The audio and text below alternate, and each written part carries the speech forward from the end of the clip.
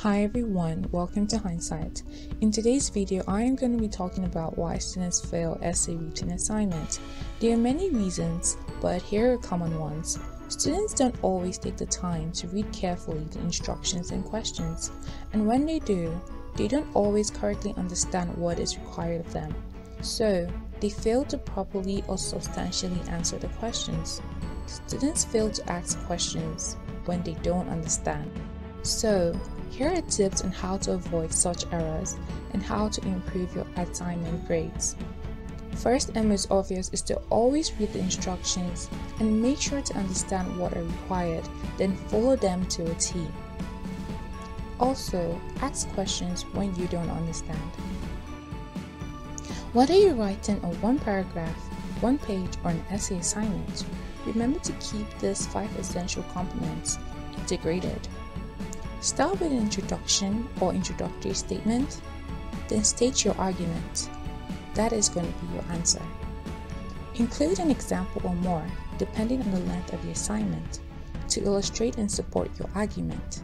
Don't just state your example, discuss how and why the example used demonstrates or supports your argument. Write a conclusion or concluding statement. Lastly, don't forget to use or include citations in your answer. You need to demonstrate that your examples and assignments are supported by other scholarly or reputable third-party sources, even when it is a personal opinion, because it is academia. Unless instructed otherwise, also always include a reference list of all citations used in your answer at the bottom. Why? So that your professor or grader can see what types of words you've used and can double check them to determine if they're reputable or not. I'm going to demonstrate these tips with this instance. This is all hypothetical. The question reads, in one paragraph, explain why young people prefer to learn via watching videos rather than reading written text. The instructions states to make sure to write more than 3 sentences and include at least 1 academic citation.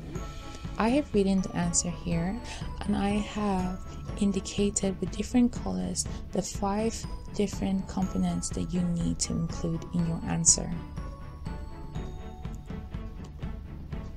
So, my introductory statement is, younger people prefer to learn by watching videos because it is easier and faster.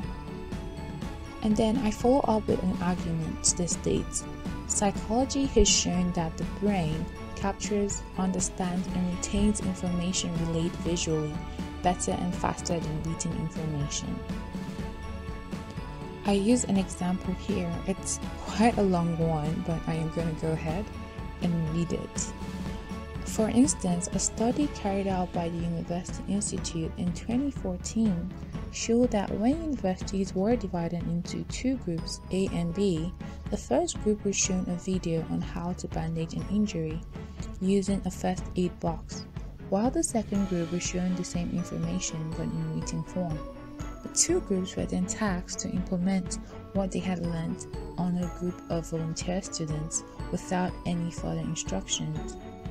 The findings show that Group A students were able to easily identify the necessary equipment and steps and completed the tasks much faster by an average of 20 minutes time difference.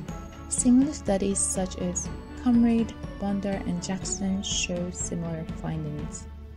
And then I end with a conclusion.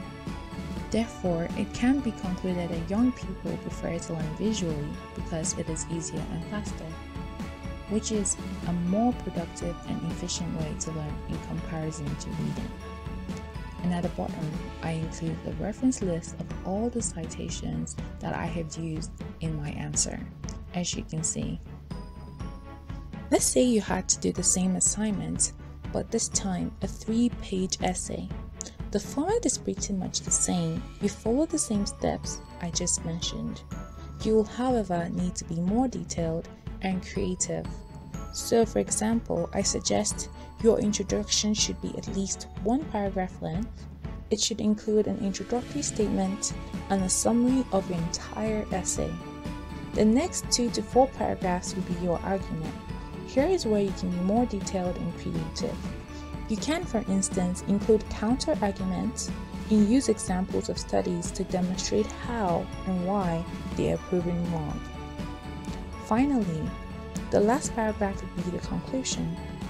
You will have to write a concluding statement and end with a strong note and why you stand with your argument. This should be more or less like writing a summary of the positive implications of your argument and the findings from the studies you've used as examples in the essay.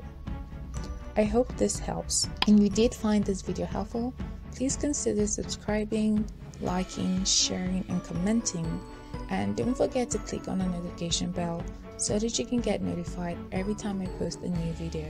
See you in my next one.